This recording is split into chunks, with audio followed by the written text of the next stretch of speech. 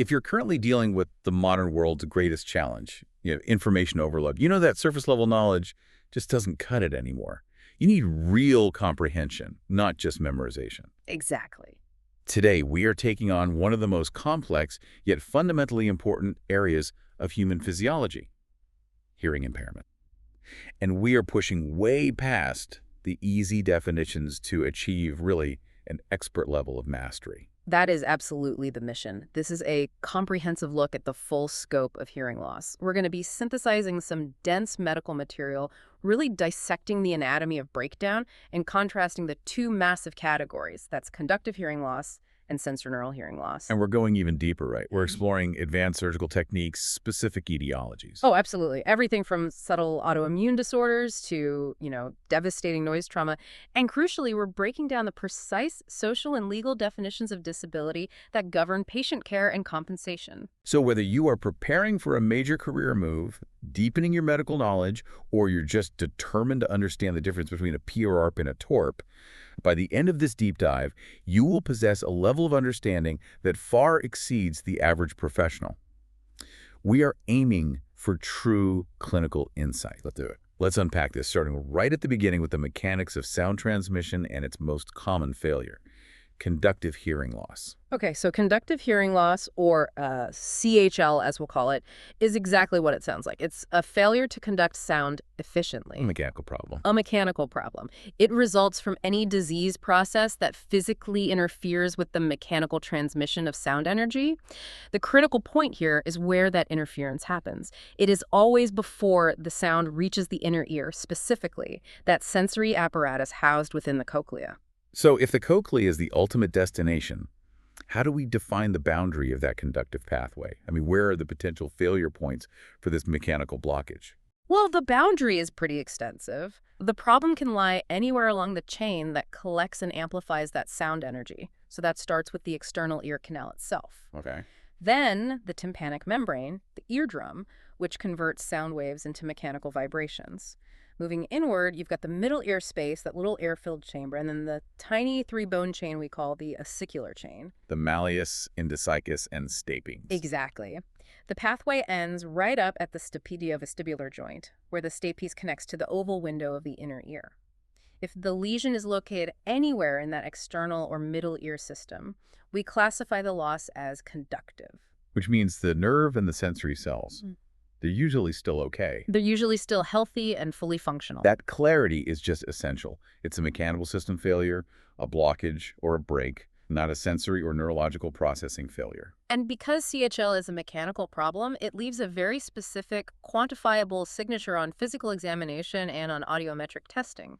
A clinician looks for 7 distinct characteristics to confirm a diagnosis of conductive loss. All right, let's start with the classic field test, the definitive hallmark that every medical student is drilled on, the Rinne test. Right. The Rinne test contrasts how well sound is heard by air conduction. So sound traveling through the ear canal versus bone conduction. Which bypasses the outer and middle ear entirely. Exactly. It vibrates the skull directly. Now, normally, or in sensorineural loss, air conduction is better. We call that a positive Rinne. But in CHL, we see the defining characteristic, a negative Rinne test. Bone conduction is greater than air conduction. Why does the loss of that mechanical pathway make bone conduction sound better? That seems, kind of counterintuitive. It is, but it's a profound mechanical advantage. The conductive block, let's say it's fluid or a fixed ossicle, it doesn't just block external sound. It actually creates a better, quieter environment for that internally generated bone conduction signal. So it's like an acoustic shield. It is. It acts like an acoustic shield, preventing ambient noise from masking the skull vibration signal. It's like putting on high-fidelity noise-canceling headphones before doing the test. The internal sound is suddenly much, much clearer. That makes perfect sense. And the second major field test is the Weber test, where the sound source is placed centrally on the head. In CHL, the sound lateralizes. Yes. With the Weber test, you place it on the forehead or the crown, and the patient reports the sound is heard better, or lateralizes, in the poorer ear, the ear with the conductive loss. To the bad ear again. And the reasoning is the same. That conductive blockage blocks out the ambient noise of the room, allowing the bone-conducted tuning fork vibration to stand out and resonate more clearly on the affected side. Wait, so the conductive problem, the blockage, actually helps the bone conduction signal stand out against the ambient noise. That's a serious mechanical advantage, and it tells us immediately the inner ear is fine. It does. And that leads right to the third characteristic, which confirms the health of that inner ear machinery. That's the demonstration of normal absolute bone conduction. We use tests like the Schwabach test to compare the patient's bone conduction to a normal listener, or the absolute bone conduction test. Where you press the tuning fork right on the mastoid bone. Right onto the mastoid, and you ask them to tell you when they stop hearing it. If we can confirm that when we bypass the damaged outer and middle ear, the patient hears normally, we've confirmed that the cochlea and the nerve are healthy. Okay, characteristic 4 looks at the frequencies that suffer most. Typically, CHL affects low frequencies more severely. This is often linked to the nature of the mechanical block, like mass loading from middle ear fluid, which dampens those lower frequency vibrations disproportionately. And 5 is the ultimate proof on the audiogram. On the audiometric chart, you have to see a clear visual separation between the bone conduction curve and the air conduction curve. This is the hallmark air-bone gap. Bone conduction thresholds are much better than air conduction thresholds. And the size of that gap tells you how bad the loss is. It correlates directly with the severity of the conductive loss. Finally, characteristics 6 and 7 define the limits and the clarity of the hearing. Right. The mechanical nature of the problem imposes a ceiling on the loss. Because bone conduction is always intact, the loss is mechanically limited. It typically never exceeds 60 decibels. So if a clinician sees a loss greater than 60 dB, they have to immediately suspect a combined loss or a purely sensorineural issue. And finally, because the sound is simply attenuated, made quieter, but not distorted, speech discrimination or speech understanding is generally excellent once you raise the volume high enough to overcome the conductive block. So the causes of CHL are systematically categorized into congenital, meaning present at birth, and acquired, developed later in life. That's right. Let's look at the congenital side first. The source materials list 5 primary structural causes of CHL present from birth. And these structural issues can be devastating. First, you have medial atresia, where there is a congenital failure of the external ear canal to fully form, resulting in a structural blockage. It's just not there. It's not there. Second, fixation of the stapes footplate, where the sturt bone is fused to the oval window and just cannot transmit vibration. Third, fixation of the malleus head, which prevents the hammer bone from vibrating correctly. And then there are breaks in the chain. Fourth is ossicular discontinuity, where the tiny bones are separated or improperly connected. And fifth is something called congenital cholesteatoma, which is an abnormal pocket of skin cells trapped within the middle ear cavity during development. Okay, moving to the acquired causes, these are broken down by the anatomical site of failure. In the external ear, the causes seem pretty straightforward. Yeah, they are simple obstructions, mostly. Impacted cerumen or wax, foreign bodies, external ear infections like otitis externa, or various growths like osteomas, exostosis, or even malignant tumors. But the middle ear, that air-filled space behind the eardrum, seems to be the most common and complex site for acquired CHL. It is. The most prevalent issue is perforation of the tympanic membrane, whether that's due to trauma, infection, or chronic middle ear disease. And then fluid. Then fluid in the middle ear, which we clinically call acute or serous otitis media, or even blood from trauma, which is hemotympanum. Third, you have masses like tumors or acquired cholesteatoma. And what about the bones themselves? Fourth is disruption or fixation of the ossicular chain due to trauma, chronic infection, or conditions like otosclerosis or tympanosclerosis. And fifth, and this is crucial, eustachian tube blockage. Right, that creates a vacuum. It creates a vacuum in the middle ear, causing the tympanic membrane to retract inward and often leading to that serous fluid accumulation we just talked about. Okay, before we move to surgical solutions, let's linger on a mechanical paradox found in the measured severity of these lesions. The source materials give 6 measured decibel loss values that teach us about the subtle physics of the ear. This is where we truly get to mastery understanding the numbers. For instance, a complete ear canal obstruction leads to about 30 dBs of loss. A perforation of the eardrum can vary widely from 10 to 40 dBs, depending entirely on the size and location of the hole. As we move inward, malleus fixation causes a more modest 10 to 25 dB loss. The absolute maximum CHL is achieved by the closure of the oval window, which typically results in 60 dBs of loss. This is that physiological limit we discussed earlier. It is. Now for the counterintuitive detail. When we look at ossicular interruption, meaning the chain is broken, the loss is measured differently depending on the status of the eardrum. Okay. If the interruption occurs with an intact eardrum, the loss is high, 54 dBb. But if the interruption occurs with a perforated eardrum, the loss surprisingly drops to only 38 dB. Hold on. Breaking the eardrum, making a hole, somehow reduces the severity of the hearing loss by 16 decibels in this specific scenario. That completely upends conventional intuition.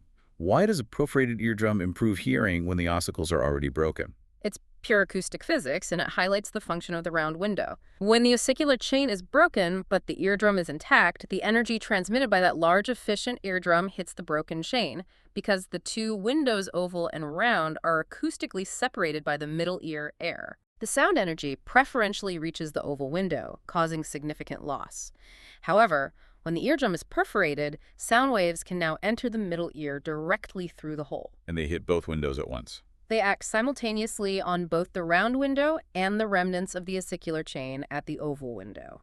So the perforation allows sound pressure to reach the round window more easily, providing a better pressure relief mechanism for the oval window, compared to an intact drum trying to force all its pressure through that broken chain. That is exactly it. The perforation reduces the efficiency of the middle ear system, which sounds bad, but in the case of a complete ossicular break, that reduction in efficiency actually limits the maximum loss because the round window is now being stimulated by airborne sound coming through the perforation. It's a profound illustration of why maintaining that acoustic separation between the two windows is so vital.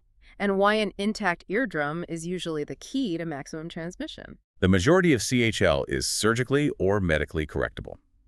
Before we dive into the complexities of reconstruction, let's briefly structure the 6 established management strategies. Okay, so the first 3 are really about simple clearance.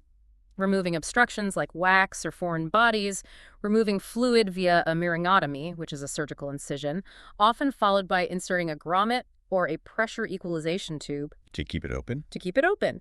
and removing masses, like a cholesteatoma, often through a tympanotomy, which just means accessing the middle ear. 4th involves a highly specific pathology.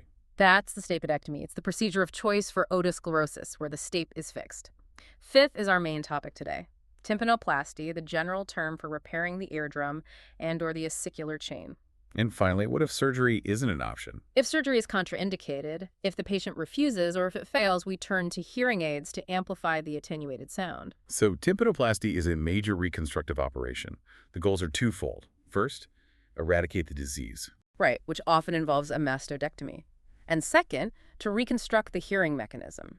Success here hinges entirely on the surgeon respecting the 6 physiological requirements of hearing we established earlier.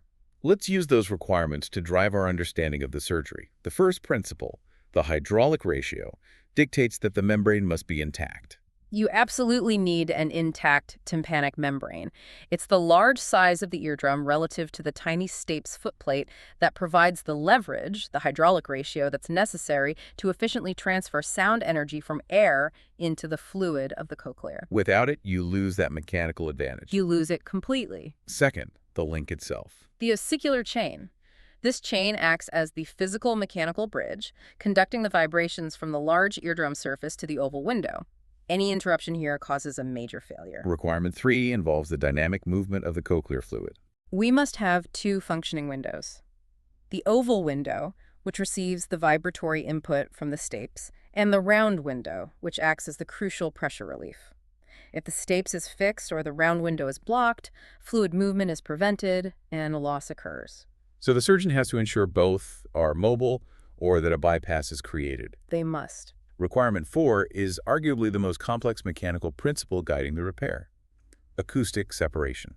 This is just fundamental to sound perception. Sound waves must not reach both the oval and round window simultaneously because that would cancel out the pressure differential. And you'd get no hearing. No hearing. This separation is maintained by 3 things: an intact eardrum, the ossicular chain providing a preferential pathway to the oval window, and the presence of air in the middle ear space. If we fail to maintain that air in the middle ear, say, if the eustachian tube is blocked and the ear fills with fluid, what happens immediately to that acoustic separation? Well, if the middle ear is filled with fluid, the sound waves travel through the fluid and hit both the oval window via the stapes and the round window at the same time.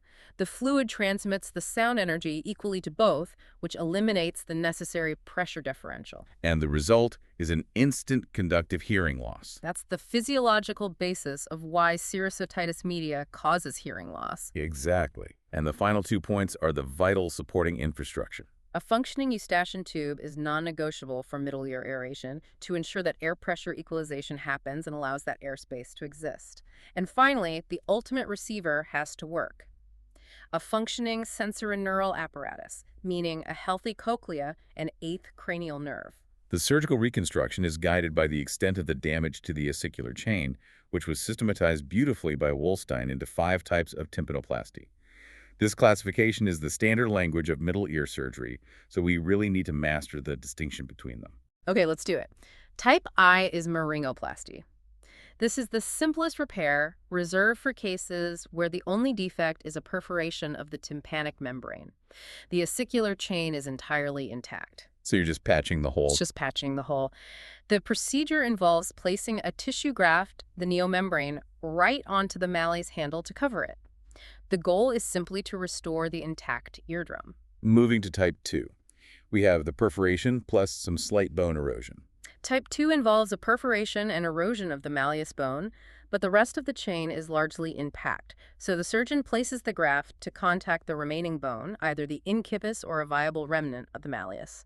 The graft has to bridge a slight gap, allowing the remaining bones to vibrate. Type 3 sounds like a significant jump in complexity and loss of structure. It is. Type 3 is crucial, often called meringostopediopexy or columella tympanoplasty.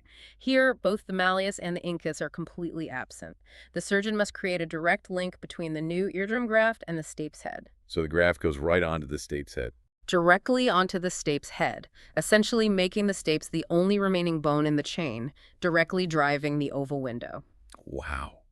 The difference between type 3 and type 4 is dramatic. What differentiates a type 4 repair? In type 4, the destruction is near total. Only the stapes footplate remains. The entire superstructure, the head and the crura, is gone, since the surgeon can't attach the graft to the stapes head. Because there isn't one. There isn't one. They have to perform a really radical procedure. The goal is to shield the round window while leaving the oval window footplate exposed to the sound waves entering the ear. How is that shielding achieved? They create a very small middle ear cavity called the cavum minor, only around the round window and the opening of the eustachian tube, shielding it with the graft material. The stapes footplate, where the oval window is left exposed to the main air channel. So you still get that acoustic separation. You get the necessary acoustic separation. Sound acts directly on the footplate, and the shielded round window serves as the pressure relief. And finally, type V, the fenestration operation. Type V is performed when the stapes footplate itself is fixed, meaning the oval window entrance is permanently sealed, a common scenario in advanced otosclerosis. In this case, the round window is functioning, but the oval window is not. So you have to bypass the stapes entirely. You do. The surgeon creates a new window, a fenestra, on the horizontal semicircular canal. This new window is then covered with a graft to act as the vibrating membrane, creating the pressure differential needed for hearing. Let's look closer at the actual materials and techniques used in these operations, starting with the eardrum repair, laryngoplasty. What are the preferred materials for the graft and why? The standard is the autograft tissue taken from the patient's own body. The most common are the temporalis fascia, that thin tissue covering the temporalis muscle or perichondrium, which is the membrane covering cartilage. Because there's no risk of rejection. Zero risk of rejection. Sometimes less common materials or homografts like preserved duramater or cadaveric eardrum are used, but autografts are really the standard. When placing the graft, the two major techniques are the underlay and the overlay. What's the clinical distinction between those two? The distinction relates to where the graft sits relative to the remnants of the eardrum. In the underlay technique, the graft is placed medial to the perforation margins and the tympanic annulus. It's supported by temporary packing, like gel foam, in the middle ear space to hold it in place. And this is the more common one. It's faster and generally preferred when the perforation is small or well-defined. The overlay technique sounds more technically challenging. It is. In the overlay technique, the graft is placed lateral to the fibrous layer of the eardrum remnant.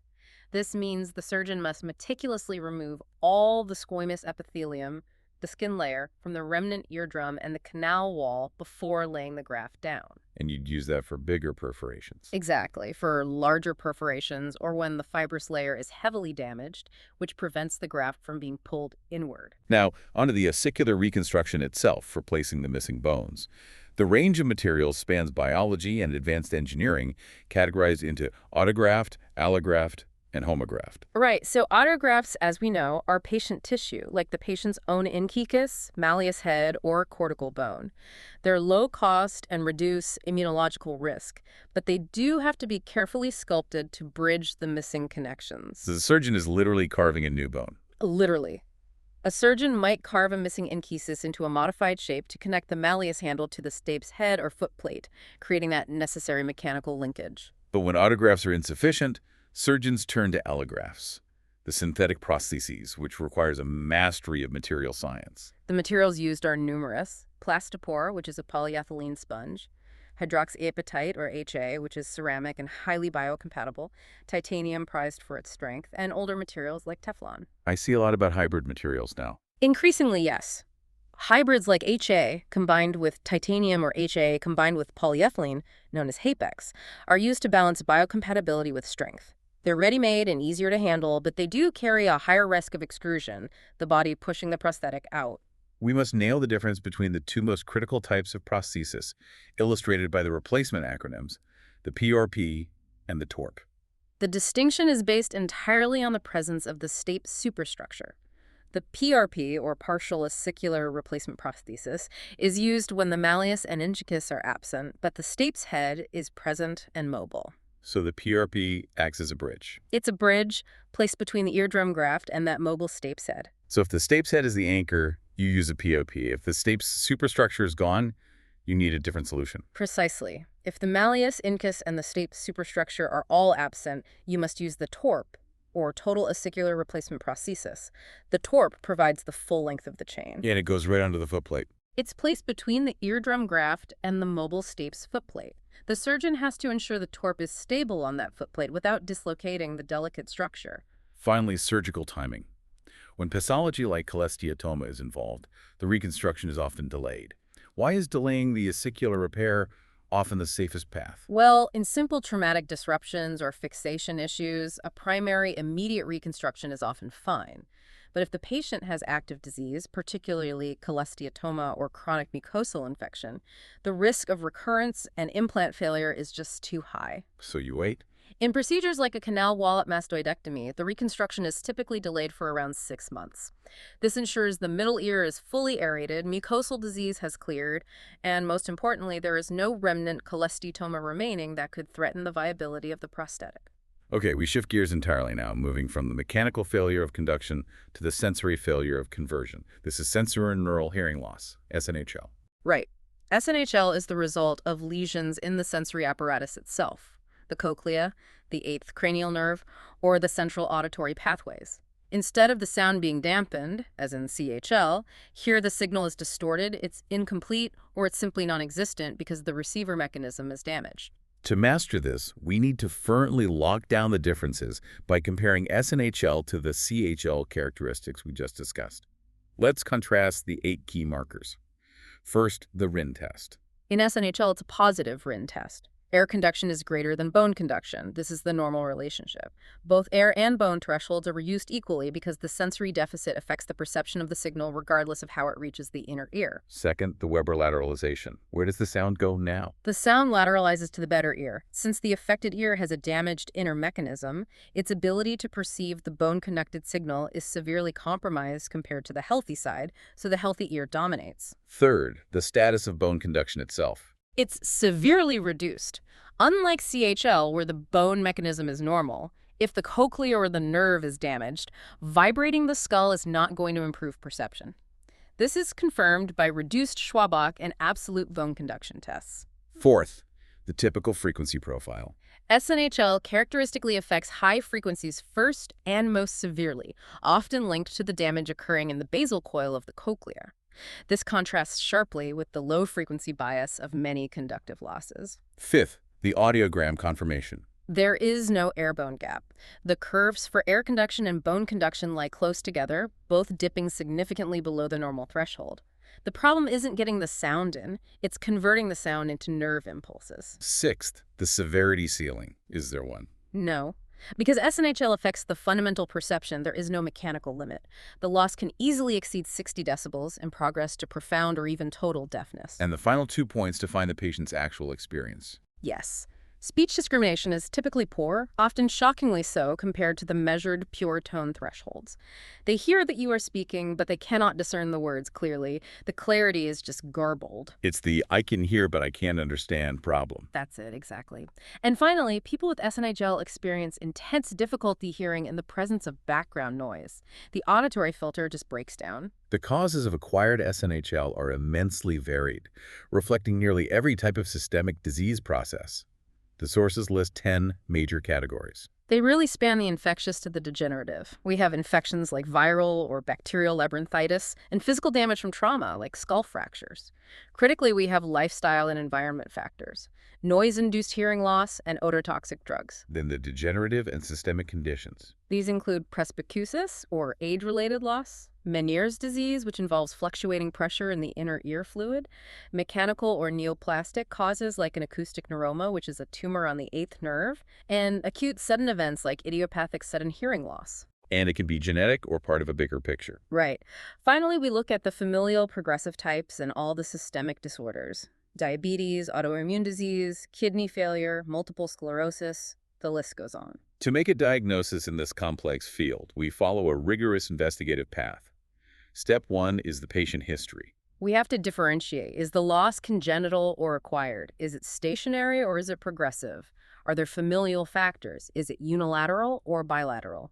Step 2 is determining the severity via audiometry: mild, moderate, severe, profound, or total. Step 3 is determining the audiogram type, which helps point toward the pathology, so high frequency, low frequency, mid frequency, or a flat loss. And step 4 is determining the site of the lesion. Is it cochlear, which is sensory retrocochlear, meaning the 8th nerve or central in the brainstem or cortex? This is critical because retrocochlear lesions, like a tumor, require entirely different and often urgent management. And based on those suspicions, we launch into laboratory tests. Yes. We use CT scans or X-rays to look for bone erosion or tumors. We analyze blood sugar for diabetes, perform serology tests for syphilis, and check thyroid and kidney function tests for any systemic disease involvement. Crucially, despite SNHL being widely perceived as irreversible, there are some conditions where it can be halted or even reversed. Absolutely. Inner ear syphilis is highly treatable with intravenous penicillin and high-dose steroids. SNHL related to hypothyroidism is reversible with replacement therapy. Serous labyrinthitis resolves when the middle ear fluid is addressed. And with Meniere's, early management is key. It's vital to prevent permanent progressive damage. And surgically, where do we intervene? In cases of perilimb fistula, a rupture of the cochlear membranes, the surgical sealing of the oval or round window with a tissue graft, usually fat, can restore hearing. For non-reversible causes like ototoxicity or noise trauma, prevention becomes the key management tool. So stopping the drug or getting out of the noisy environment. Exactly. Stopping the ototoxic drug immediately, which may allow for partial recovery, and removing the patient from noisy environments permanently. Okay, let's dig into some specific forms of SNHL, starting with infections of the labyrinth.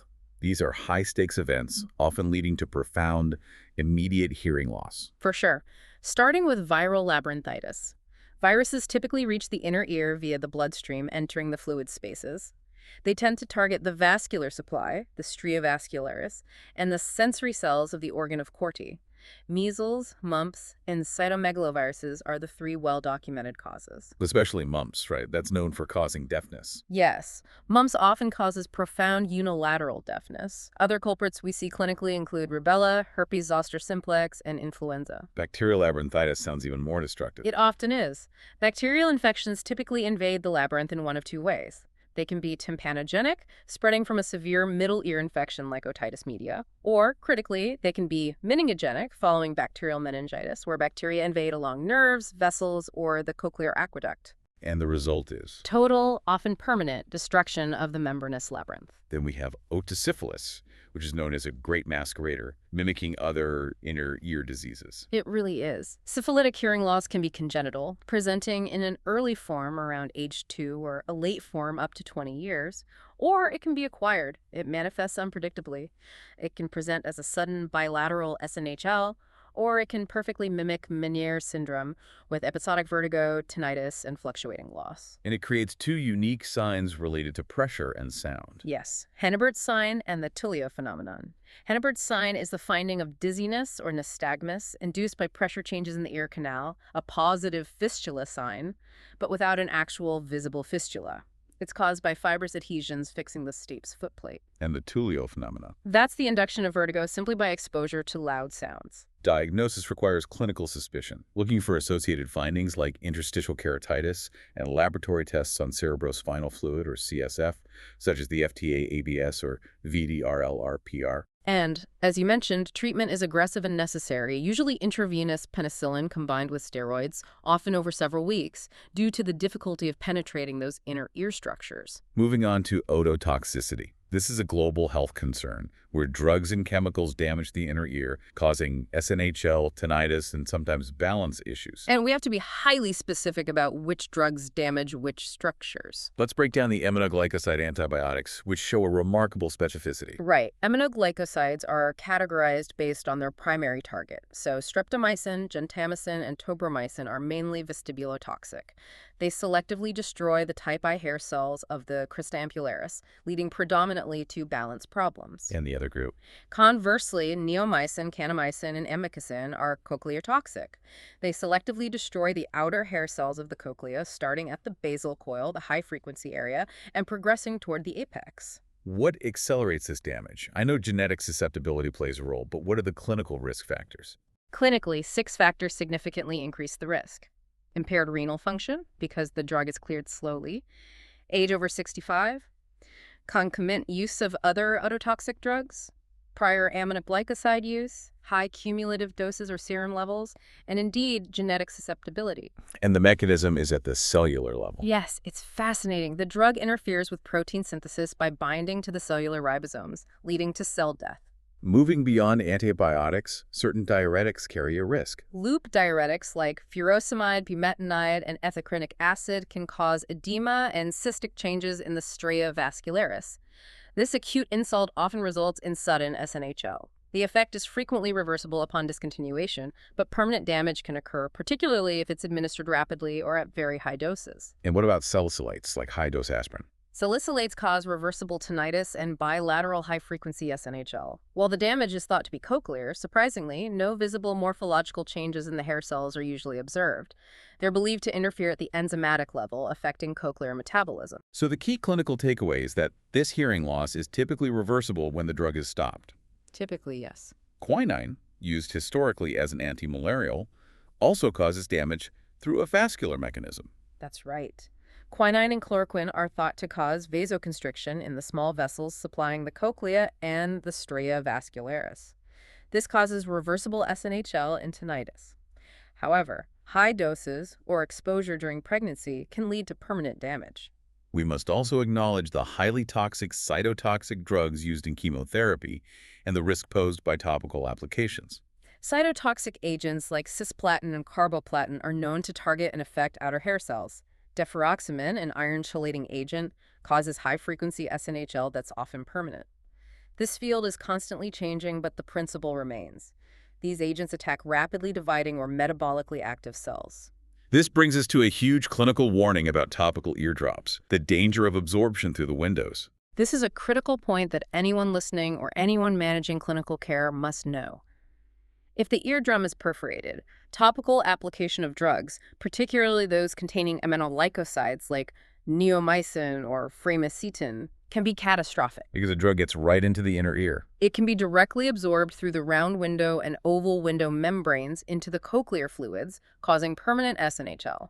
Similarly, strong antiseptics like chlorhexidine used in canal preparation can cause deafness if they enter the middle ear. So only approved safe drops should ever be used if there's a perforation. Only approved, safe ototopical drops should ever be used when a perforation is known or even suspected. Noise-related hearing loss is the single most common preventable cause of SNHL globally. Yeah. It's divided into acoustic trauma and chronic noise-induced hearing loss, or NIHL. Yes, and acoustic trauma is the catastrophic event, a single massive explosion. Like a gunshot or a blast. Exactly, a single brief exposure to an intense sound, usually above 140 decibel sound pressure level.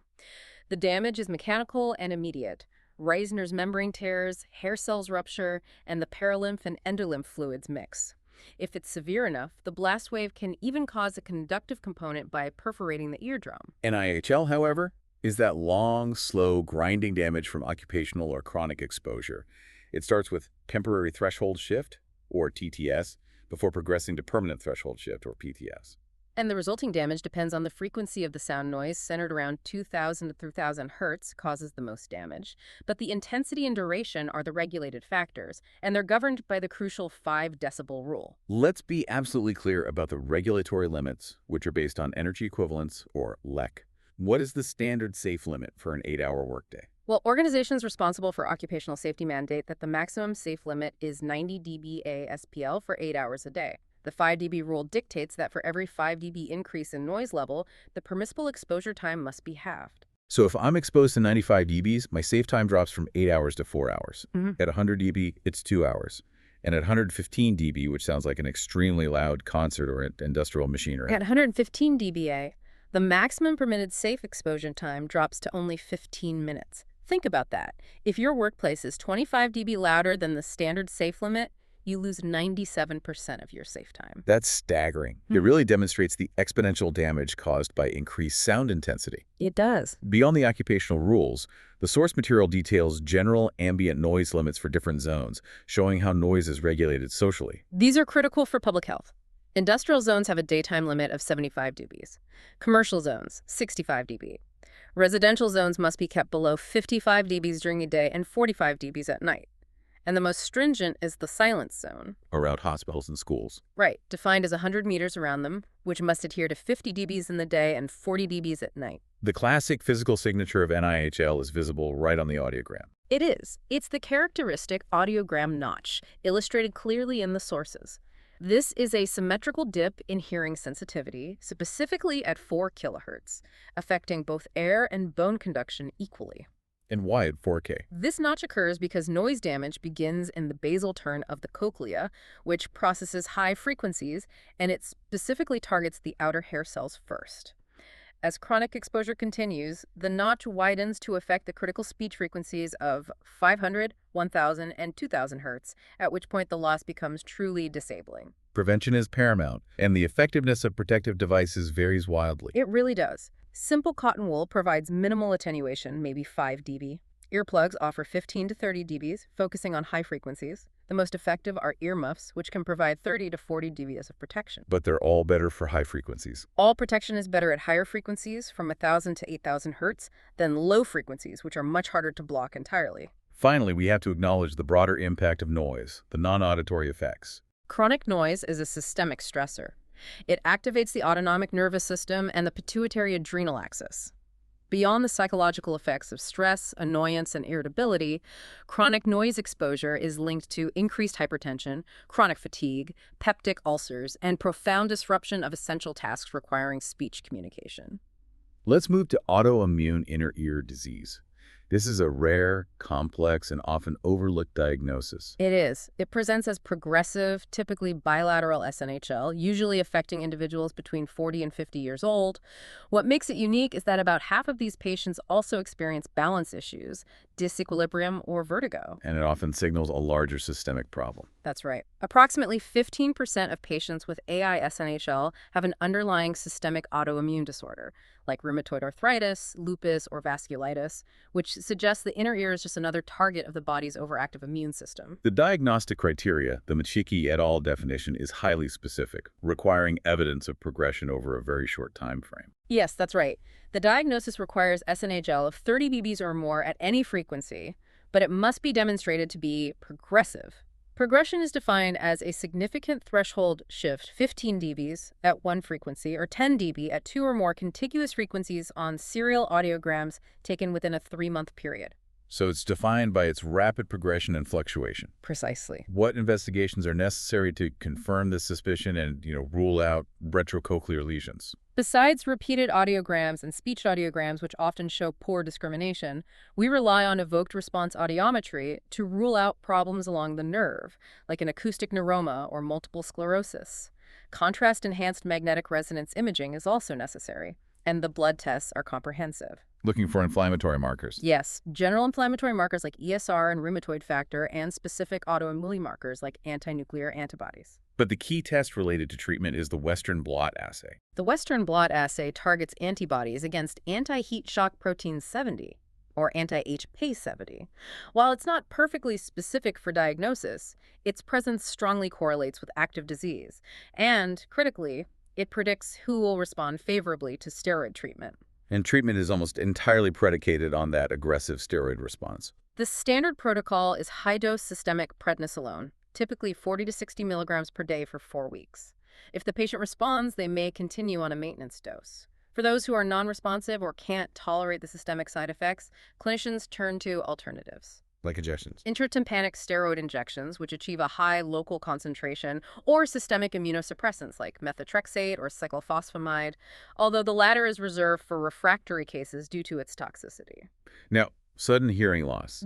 This is defined otologic emergency. Let's nail the strict definition. Okay. 30 dBs or more SNHL over at least 3 contiguous frequencies, occurring within 3 days or less. It is usually unilateral and may be accompanied by tinnitus or a feeling of spinning vertigo. And most cases are idiopathic. Most cases, tragically, remain idiopathic. The cause is unknown. However, the prevailing theories for the idiopathic variety focus on 3 mechanisms: viral infection, vascular events, or a spontaneous rupture of cochlear membranes leading to a perilymph fistula. But before we label it idiopathic, we have to exclude all other known causes. The source materials use a helpful clinical mnemonic to list the exclusions. Right. The mnemonic guides the investigation. I for infections, mumps, syphilis, herpes. T for trauma, head injury, barotrauma. V for vascular causes, embolism, thrombosis linked to diabetes or hypertension. Then ETN. E for ear-related conditions, Meniere's disease. T for toxic causes, ototoxic drugs. N for neoplastic, acoustic neuroma. M for miscellaneous, multiple sclerosis, hypothyroidism. And P for psychogenic. Management is often highly empirical because of the obscure cause. What is the standard empirical regimen? The management is focused on maximizing oxygenation and suppressing inflammation. It involves immediate bed rest, high-dose systemic steroids, prednisolone 40 to 60 milligrams, and sometimes agents intended to increase cochlear blood flow, like vasodilators or low molecular weight dextrin. I've also heard of carbogen inhalation. Yes, clinicians also use carbogen inhalation, which is 5% carbon dioxide combined with 95% oxygen, aiming to induce vasodilation in the inner ear vessels. Hyperbaric oxygen therapy may also be used where available. And the rise of intratympanic steroids offers a targeted approach. Yes. Injecting steroids directly into the middle ear space allows the drug to diffuse across the round window membrane, achieving a much higher local concentration in the cochlear fluids than systemic oral steroids and minimizing systemic side effects. Fortunately, prognosis is often good, with spontaneous recovery being common. The source material details factors that predict a good or bad outcome. About 50 to 60% of idiopathic cases recover spontaneously within 2 weeks. Factors for a good prognosis include mild loss, involvement of low or medium frequencies, younger age, and the absence of vertigo. And a bad prognosis. Factors for a bad prognosis would be severe or profound loss, high-frequency loss, older age, and the presence of associated vertigo, which often implies more diffuse labyrinthine damage. Okay, let's talk about presbycusis, which is age-related SNHL. Presbycusis is the inevitable SNHL associated with physiological aging. It usually manifests around age 65, though chronic noise exposure or genetic factors can accelerate it. The pathology is complex, and it's categorized into 4 distinct types. Type 1 is sensory presbycusis. This is the degeneration of the organ of Corti, starting at the basal coil. It results in high-frequency loss, but since the nerve tissue is intact, speech discrimination remains surprisingly good. Type 2 is neuropresbycusis. This involves the degeneration of the spiral ganglion cells and potentially the higher auditory pathways.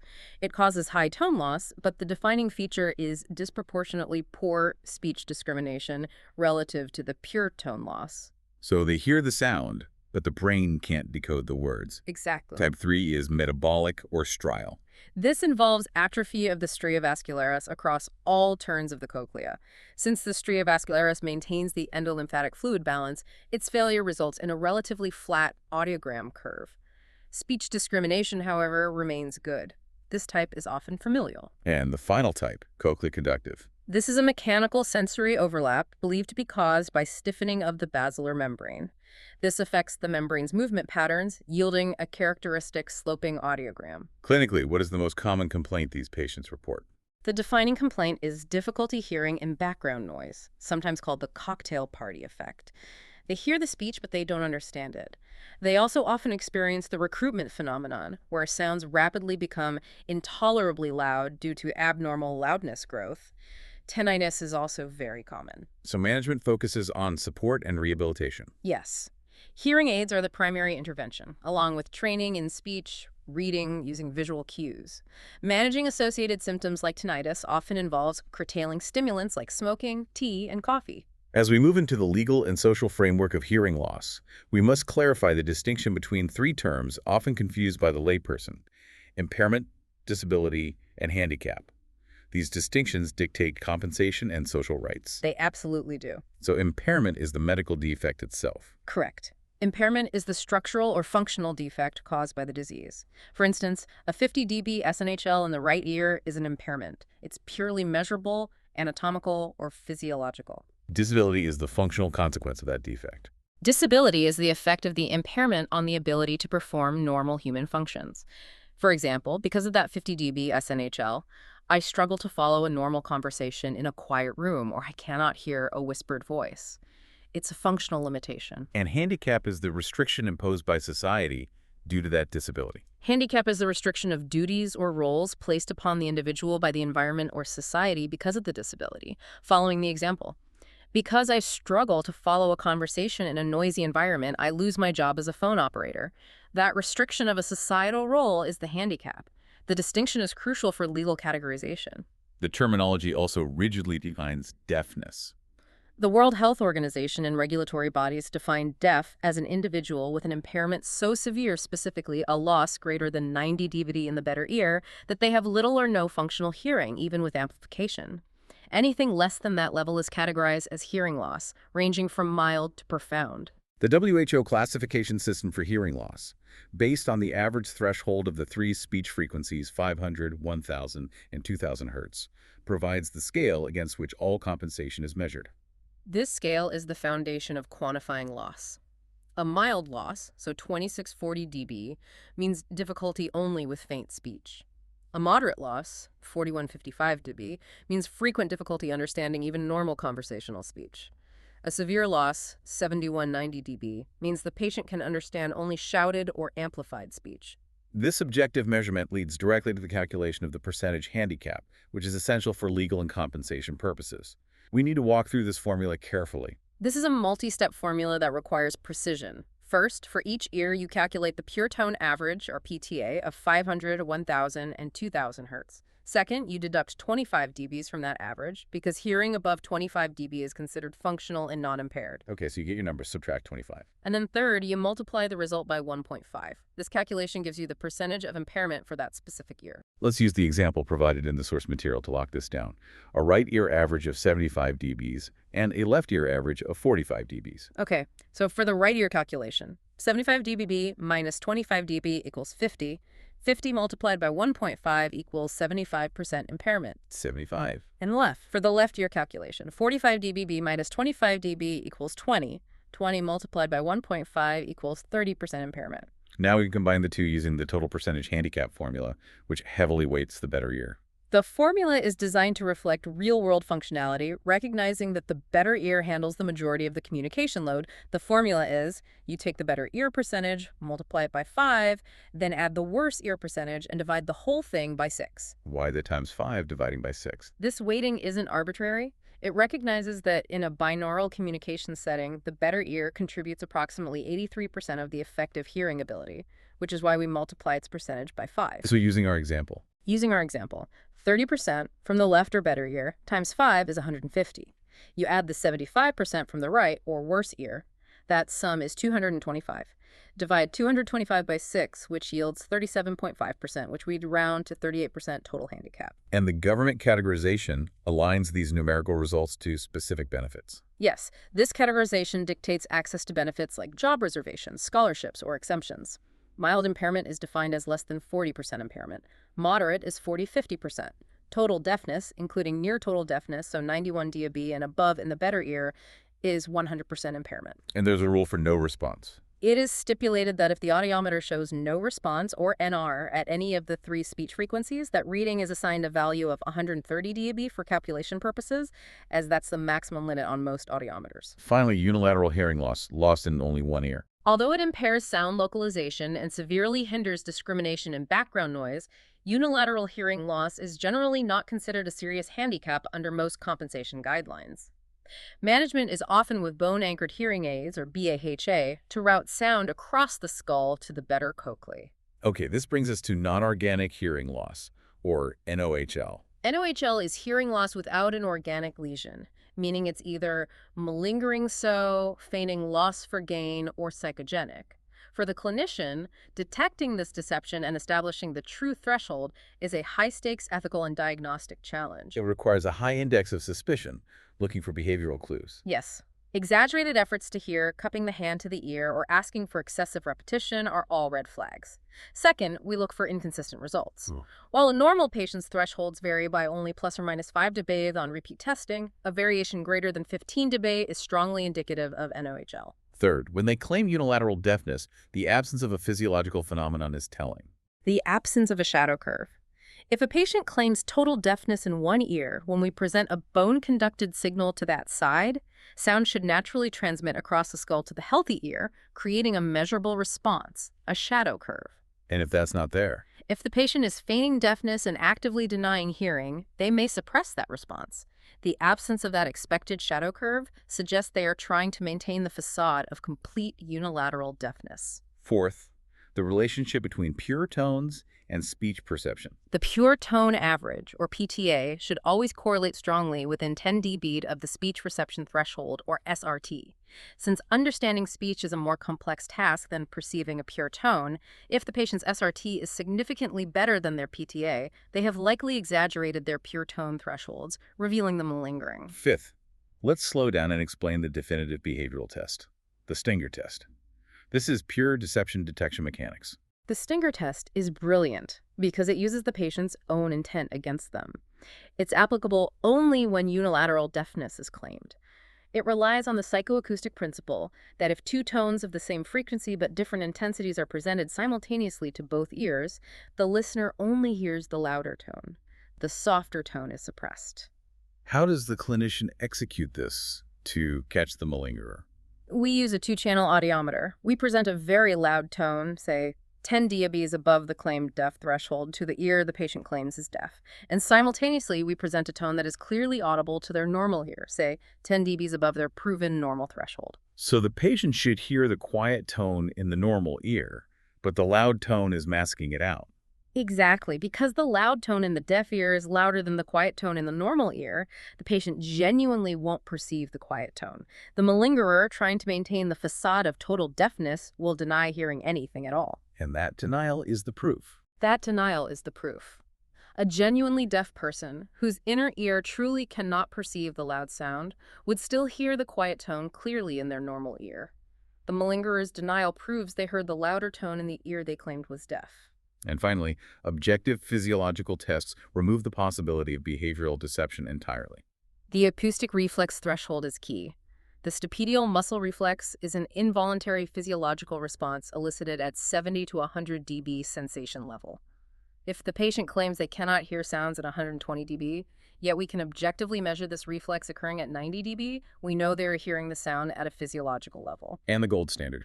Ultimately, the gold standard for objectivity is electric response audiometry, ERA, which provides objective, reliable measurements of hearing acuity within 5 to 10 dBs of actual thresholds, regardless of the patient's cooperation or intent. Wow, we have completed a comprehensive journey. We started with the failure of sound physics in the middle ear, the mechanical paradoxes of conduction, moved through the molecular and cellular destruction caused by noise trauma and ototoxicity, and concluded with the rigorous mathematical and physiological framework governing diagnosis and legal compensation. We really have. We've achieved mastery of the core distinctions. CHL is a dampening, evidenced by the air-bone gap and a negative Rinne. SNHL is a distortion, categorized by the lack of that gap and defined by pathologies like the 4 kHz notch or the rapid progression of autoimmune inner ear disease. Ultimately, the entire system, the formulas, the surgeries, the diagnoses, relies on objective, hard numbers, and measurable physiological responses. It does. Yet the challenge of non-organic hearing loss reminds us that subjective human factors are always present, requiring detection methods based on inconsistency and deception. This raises an important question for you, the learner, to carry forward. Given the rapid advancements in medical diagnostics and the integration of artificial intelligence in machine learning in analyzing complex data sets, how will this technology fundamentally change the detection and categorization of non-organic hearing loss? It's a great question. Will AI, by analyzing micro-inconsistencies in high-fidelity imaging and advanced audiometry, be able to fully remove the human element of suspicion, making feigned deafness obsolete? That intersection of technology and human behavior will define the next generation of auditory diagnostics. Thank you for joining us for this deep dive into mastering the world of hearing loss. We'll see you next time.